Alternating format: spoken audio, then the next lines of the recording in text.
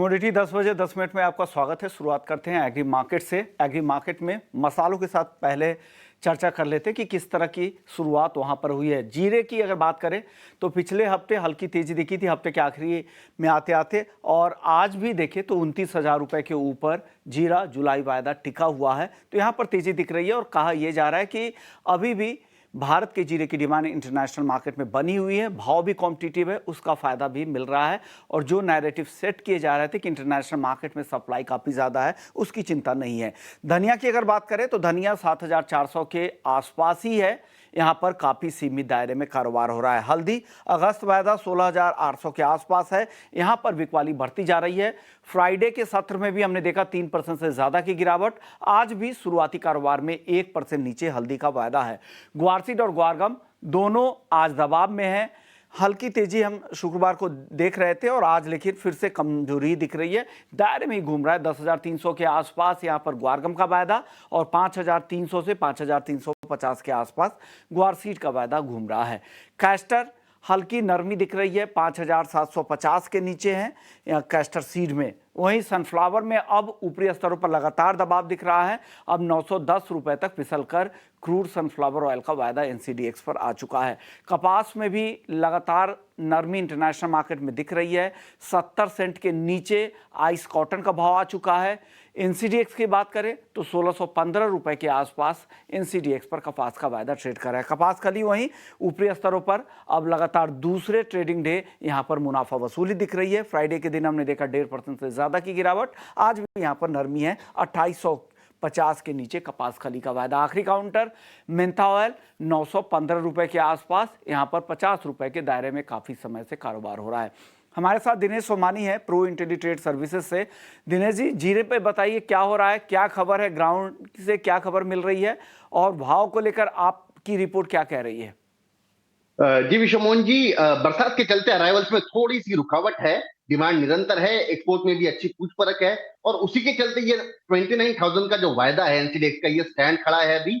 और प्राइजेस मुझे लगता है कि अगर 28,800 28,900 की लेवल से अगर जुलाई वायदा मिलता है तो यहाँ से पुल बैक रेंज हमें दोबारा देखने मिल सकती है 29,600 29,800 तक लेवल।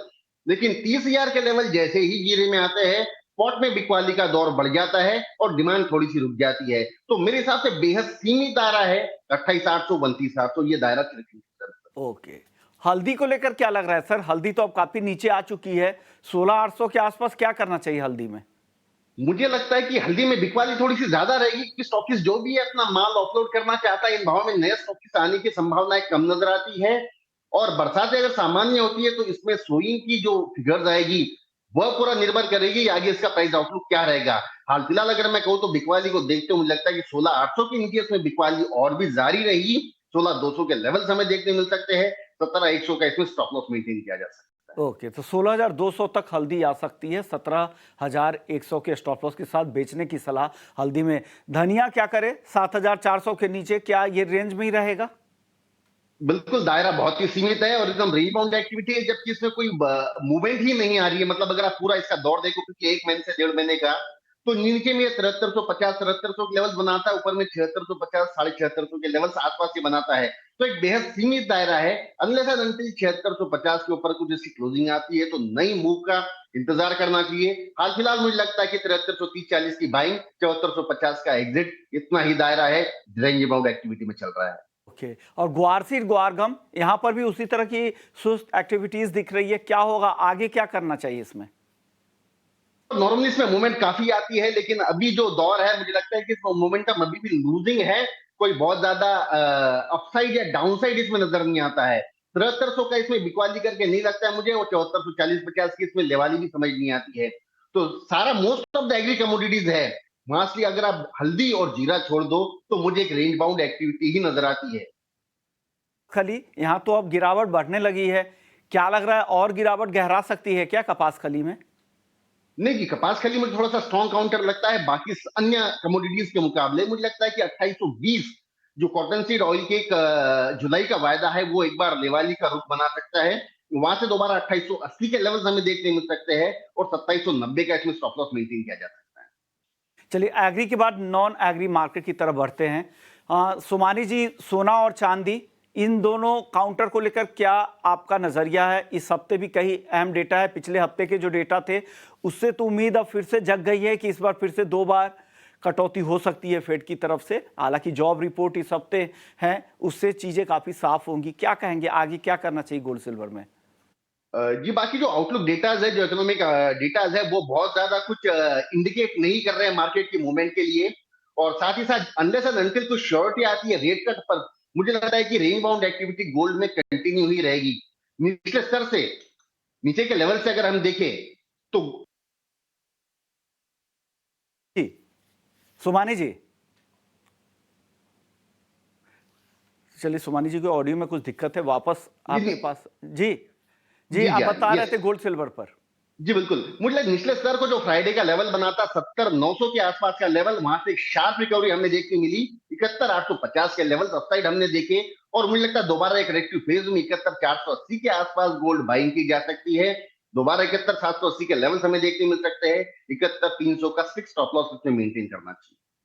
क्रूड में क्या लग रहा है सर, जिस तरह की खबरें आ रही है, जो तनाव बढ़े हैं लेबनान बॉर्डर पे हिजबुल्लाह के साथ, जो तनाव बढ़े अब वो एस्केलेट होकर ईरान के साथ भी तनाव बढ़ने की संभावना जताई जा रही है। क्या कच्चे तेल को इसका फायदा मिलेगा? ऑलरेडी 10% जून में दाम बढ़े हैं, क्या जुलाई में भी उस तरह की ही तेजी रहेगी? जी बिल्कुल, एमसीएक्स का क्रूड ऐसा काउंटर है जो मुझे अप ट्रेंड में निकलता हुआ नजर आता है। अगर डाउनसाइड देखते तो 6080 का लो बनाने के बाद में 6840 का इसने हाई बनाया है।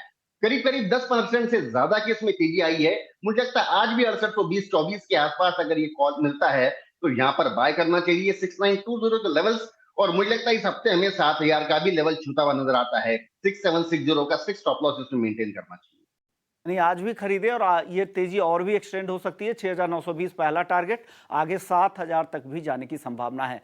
मेटल्स, दिन के दौरान कोई ऐसा काउंटर आपको लगता है जो तेजी से आगे बढ़ सकता है, जहां पर मौके दिख रहे हो मेटल्स में?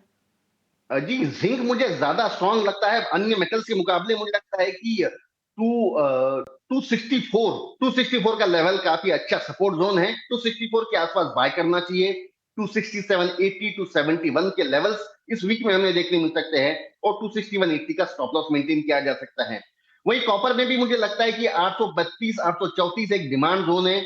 835 36 37 ये कोई भी लेवल है, यहाँ पर आप निरंतर एक्यूमुलेट कर सकते हो। 845 853 अपसाइड इस वीक हमें देखने मिल सकता है। और 832 का इसमें स्टॉप लॉस मेंटेन करना चाहिए क्लोजिंग बेसिस पर। ओके, तो ये इस हफ्ते के लिए कॉल है। 845 से 853 रुपए के टारगेट के लिए कॉपर खरीदे और जिंक भी इनको खरीदारी के लिए पसंद है। शुक्रिया सोमानी जी, आपने वक्त निकाला और नॉन एग्री से लेकर एग्री मार्केट पर अपनी राय रखी।